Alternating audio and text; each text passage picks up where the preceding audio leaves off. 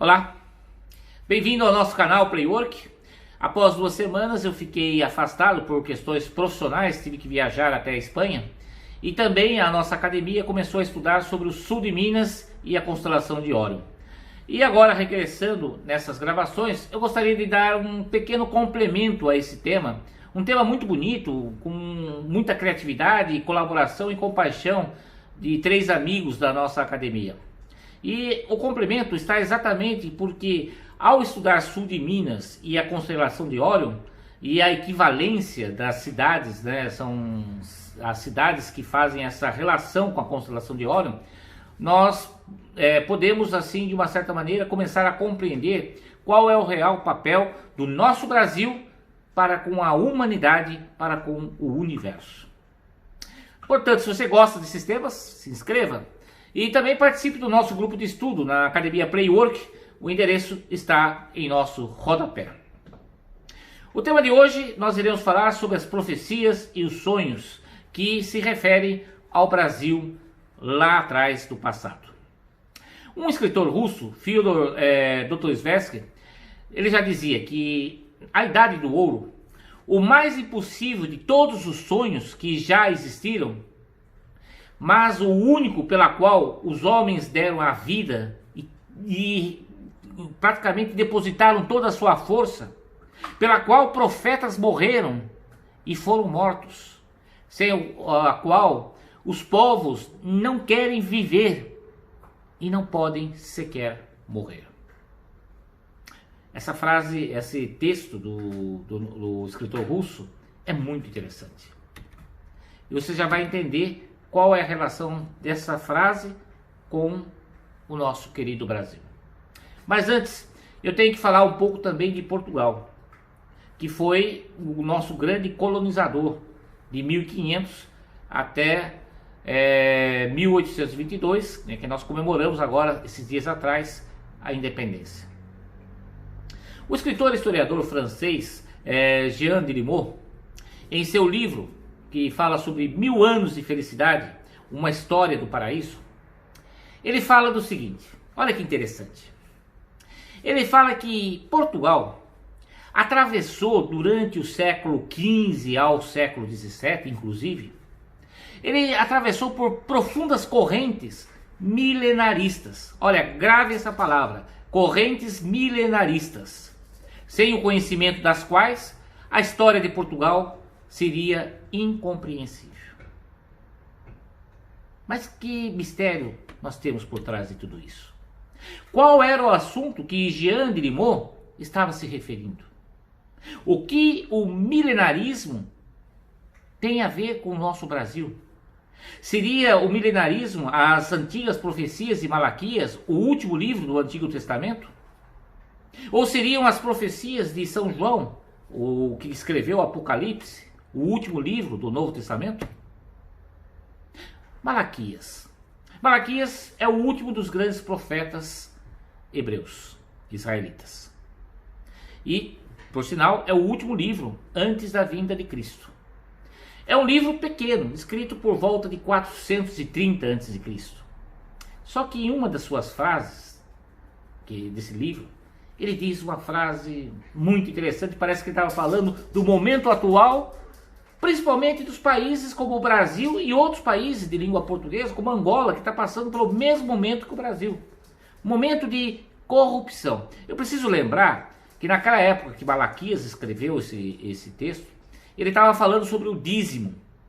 Só que não é o dízimo o verdadeiro dízimo, e sim uma referência, porque naquela época a religião e o Estado eram a mesma coisa. Os sacerdotes eram praticamente os políticos atuais, naquela época. Não preciso dizer muito que a própria Igreja Católica ela só tomou força quando o imperador Constantino a tornou a religião oficial. Ou seja, essa mistura entre a ideologia e o dogma sempre foi muito forte lá no passado. E Malaquias dizia naquela época sobre os sacerdotes que recebiam os dízimos, as taxas, e com a maldição sois amaldiçoados, porque a mim roubais vós a nação toda.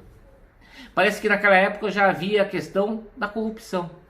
Um fato muito similar com o que aconteceu no Brasil nesses últimos tempos. Mas o próprio Malaquias fala que após essa fase haverá um grande reino de prosperidade, de abundância, a famosa Terra Prometida. Vamos falar agora um pouco sobre um outro grande escritor.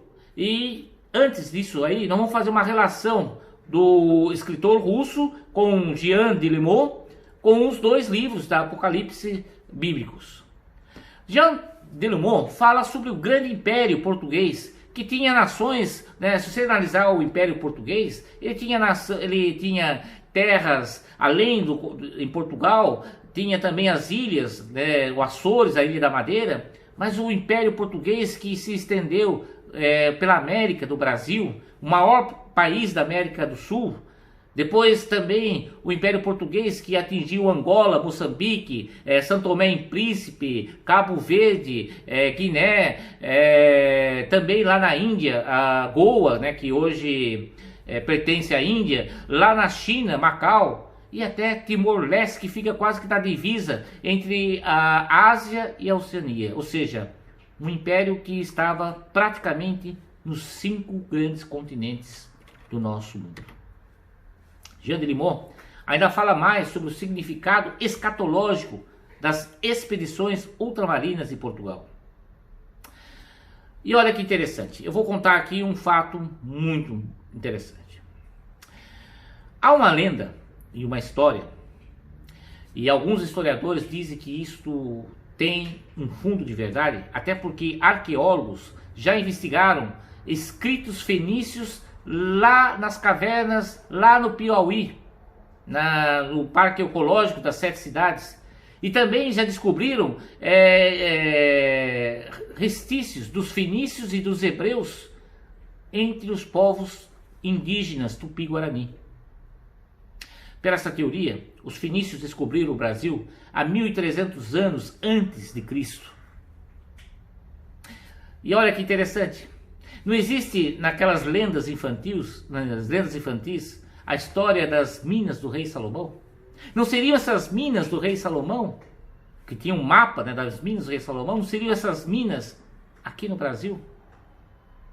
E nós precisamos lembrar que o rei Salomão vem da descendência hebraica de Judá, das 12 tribos, Judá. E é exatamente a tribo que depois, quando ela se expandiu, quando ela foi para o mundo inteiro, é a tribo que foi para Portugal. E não preciso muito dizer que a escola de Sagres, em Algarve, teve muita inspiração de quem? Dos fenícios. Estrategicamente, porque os fenícios, eles seguiram o quê? O pensamento de Platão. Em Platão, no seu livro A República, ele dizia que além das colunas de Hércules, que é o Estreito de Gibraltar, que faz a divisa do mar Mediterrâneo com o Oceano Atlântico, existia um grande continente chamado Atlântida, que depois se afundou, está embaixo do Oceano Atlântico. E só que para Platão, após esse continente, nasceria o grande reino, a grande república, uma terra perfeita. Será que Platão já não estava se referindo ao Brasil? E olha que interessante, os fenícios vieram para o Brasil, fizeram um acordo com o rei Salomão. A própria palavra Brasil tem uma palavra fenícia, Brasil, que é muito parecida. E essa palavra na língua fenícia, ela significa a terra prometida. Portanto, todas as vezes que você ler na Bíblia sobre a terra prometida, uma terra onde corre o leite e mel, pode estar sendo falado do Brasil. Muito interessante tudo isso. O próprio historiador francês, ele falava muito sobre os reis templários de Portugal, que esses reis que vêm de Dom Afonso Henriques até Dom Manuel, eles tinham um grande sonho de construir um grande reino, o que os portugueses chamam o Império do Espírito Santo. Não é por acaso que a festa do Espírito Santo é muito festejada, tanto em Portugal como no Brasil. E para esses reis templários, o grande reino do Espírito Santo seria, na verdade, o resgate ao verdadeiro cristianismo. Não esse cristianismo corrompido após Constantino tornar a religião oficial do Império Romano. Não. O verdadeiro cristianismo, que tem como inspiração quem? Exatamente os essênios, que era uma seita judaica, e também parte de inspiração dos fenícios, que se uniram e encontraram o Brasil tempos depois. Portanto, há sempre a história sobre um reino de felicidade. Cristo, por diversas vezes, fala sobre esse reino de felicidade, de liberdade, de abundância. Platão estava na busca desse mundo ideal. Santo Agostinho, lá na Argélia, também buscava. Ele falava da cidade de Deus, uma cidade que não seria construída pelos homens. O profeta Daniel, ao interpretar o sonho do seu rei, ele já tinha profetizado a formação do chamado Quinto Império, que os reis templários consideravam como o Império do Espírito Santo. E aqui começa a história não contada nos livros da escola. Quem descobriu o Brasil? Os portugueses, que descobriram em 1500 depois de Cristo, ou os fenícios há 1300 anos antes de Cristo, ou seja, há quase 3.000 anos atrás?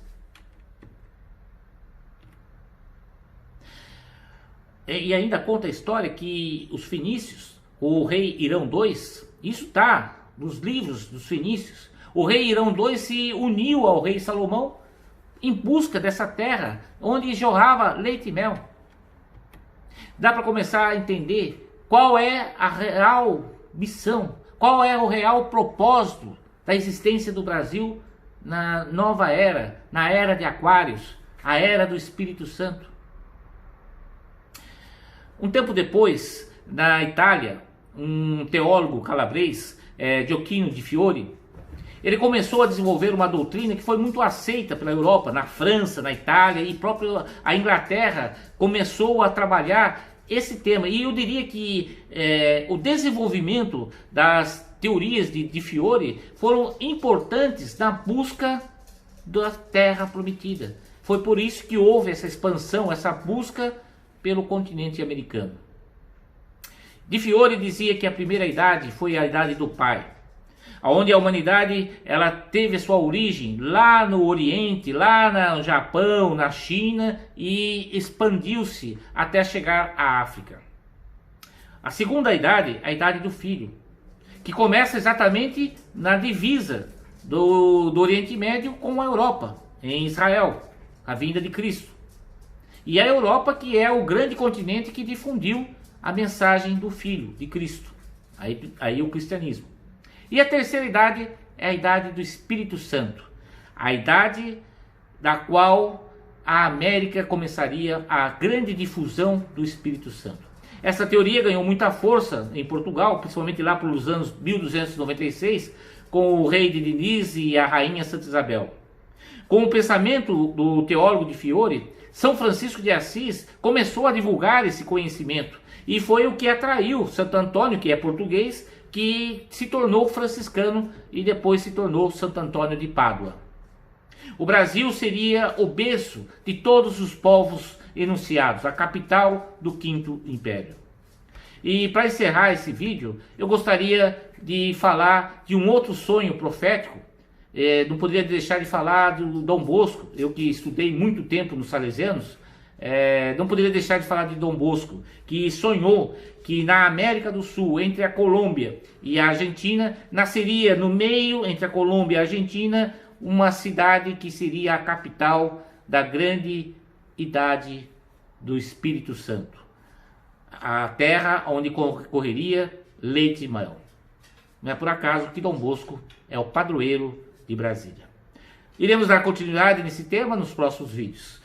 Gratidão a todos, portanto, seja magnífico, seja eterno, seja o amor.